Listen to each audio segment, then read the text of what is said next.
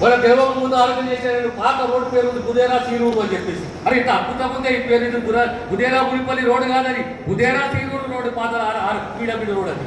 ఎందుకమ్మా అంటే ఇది రేపు పొద్దున బుదేరా సీనూరు రోడ్ వేస్తే తక్కడపల్లి గుండెకాయ అవుతుంది, బ్యాక్ వాటర్స్ లో రేపు పొద్దున రిసార్ట్స్ వస్తాయి, మనలో ల్యాండ్ వాల్యూలు పెరుగుతాయి, మనలో హాయిగా ప్రశాంతంగా వ్యాపారములు ఇవన్నీ టూరిస్ట్ స్పాట్ అయిపోయి. టూరిస్ట్ స్పాట్ అంటే బ్యాక్ వాటర్స్ అన్నిటి దగ్గర ఏ జలాశయం ఉంది అంటే నాగార్జున సాగర్ కాదు, పోచంపాడు కాదు, అన్నిట్ల దగ్గర ఉన్న జలాశయం అంటే సింగూరు జలాశయం.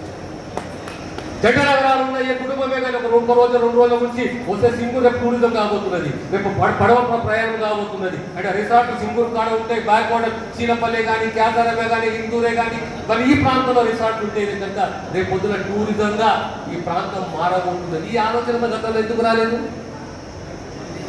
తట్టలేదు ఆలోచన, స్థానికత అన్నాము, రకరకాలుగా స్లోగన్ ఇచ్చినవే, మరి ఈ ఆలోచన ఎందుకు తట్టలేదు? మరి ఇప్పుడు ఎందుకు తట్టింది?